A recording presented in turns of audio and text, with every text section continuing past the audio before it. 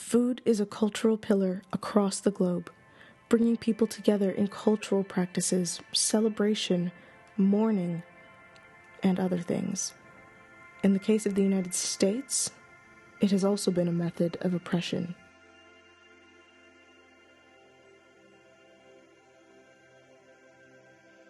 Food as a method of oppression dates back to slavery, where scraps and odd concoctions of food were given to enslaved people, while their owners ate handsomely. After emancipation, black people were able to cultivate their own land only for it to be sold to developers, because it was passed down through heir property and not through a will, since so many black people did not trust the courts to uphold their wishes. Between 1910 and 1997, African Americans lost about 90% of their farmland.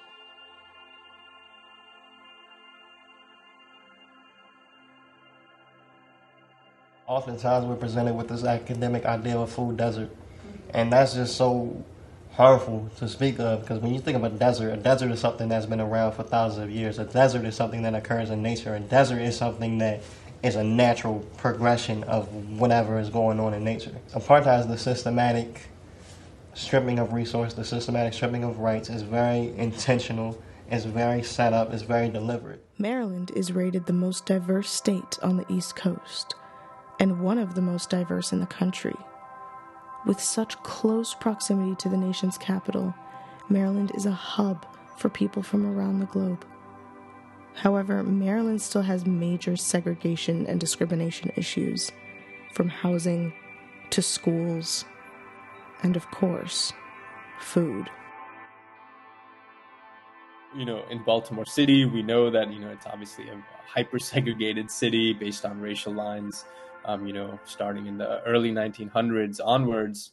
And today, it's the same communities that are, hyper-incarcerated, just hyper-policed, and really treated as disposable, the same communities that are living under food apartheid, where folks don't have access or power or control over a food system, or over the food that's produced, distributed, grown, or land in that matter as well. The Maryland Food and Prison Abolition Project is a grassroots organization founded to help provide fresh food to incarcerated people from urban farms in the Baltimore area.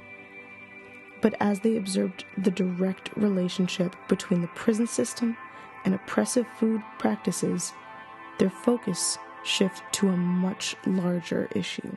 We really started positioning our work at the intersection of food sovereignty and abolition, as just we uncovered the myriad ways in which our carceral systems and our food systems are so deeply intertwined, right? There is no food system without indigenous genocide, slavery, colonialism, imperialism, neocolonialism today, the exploitation of migrant farm workers. The list goes on and on. We really, again, wouldn't have a food system in the way we do if it was not based on oppression. Food apartheid controls people's health and well-being in everyday life. The way that the prison industrial complex feeds incarcerated people drastically expands that control. Incarcerated people are forced to eat food made in kitchens infested with rats and mice with no nutritional value. The meat given to them by the Maryland Correctional Enterprise is referred to as Rottweiler meat because the food bites back. So the goals aren't, nourishment. They're not how do we meet a person's physical and mental and emotional needs through food. Today, on average, Maryland prisons spend, as of 2018, $3.83 per person per day. Right? That's $1.27, $1.28 per meal. So what can you actually procure or produce with that amount of money? The food is going to be ultra processed, right? It's not going to be real food. It's going to be shit. So I think just starting there that, at its core, food is used as a form of oppression just through what is actually served to people.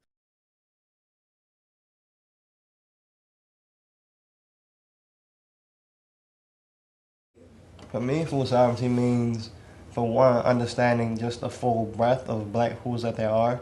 Because I know growing up, I was educated that black food was kind of stereotypical, chicken, and food passed down, soul food passed down from slavery. But when you look back of a more macro perspective of Jamaican food is black food, food from Puerto Rico of indigenous people there is black food, indigenous people in Mexico have black food. There are black people all over that have their own culture, traditions, and their own food. So being able to really understand the full grasp of how much food there is that's native to people like me that have been feeding our people for generations and generations and generations, but we've been removed from. That's one instinct of it. Another is just the idea of sovereignty, the idea of Cheetos aren't food, you know what I mean? Hot fries aren't food. A lot of things that we put into our body, whether knowingly or unknowingly, are harming us. So the fact that there's not even access to affordable options, the fact that there is no alternative, you know what I mean? The fact that some of the only times people in this community where I work at, some of the only times that they're seeing like fresh produce readily available to them is when we're setting up a pop-up market. Like that's an issue, that's an inequality. So that's what black food sovereignty looks like to me, having access to affordable, culturally appropriate food. The act of cooking and sharing a meal with someone else on the inside is also a form of resistance. So for folks who don't have commissary, right, or folks who are unable to access commissary, there are like solidarity networks on the inside, where folks will share commissary, share meals, with again with folks who might not, or just folks who are hungry, in order to kind of like, yeah, just show care, really. For Black liberation, our organizing for Black land and food sovereignty, celebration and rest is important for us. So we want to be able to lift that up in all the ways that we do it. I'm clear that whether you just prayed for us, whether you just gave us money, whether you just worked here, whether you just been here, whether you just got here today, we're grateful for your presence, and we're grateful we live for six. Black Yield Institute positions itself as a community-based liberation movement that is changing people's relationships with food by educating victims of food apartheid and fighting for food sovereignty. From there, I realized that after I graduated, I still kind of kept that same mentality of I'm just eating to not feel hungry.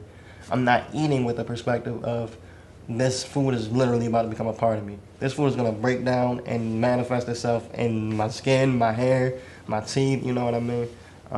So one thing I did was I started seeing a nutritionist. I know fruit is good, vegetables are good, but I didn't necessarily understand, okay, this has this specific effect on you this way. So in going to a nutritionist, I learned a lot more, and I was able to give that knowledge to my friends. But now it's still the practice of, okay, how do I implement it? An estimated 24% of the Black community experienced food insecurities in 2020, and Black children are almost 3 times more likely to live in a home that experiences food insecurity than white children.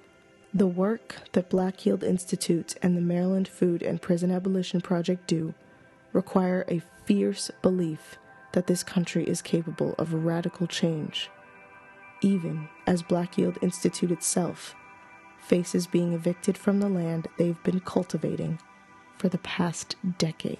First it was initial like, oh man, I can't believe it. All the feelings you go through, all the stages of grief.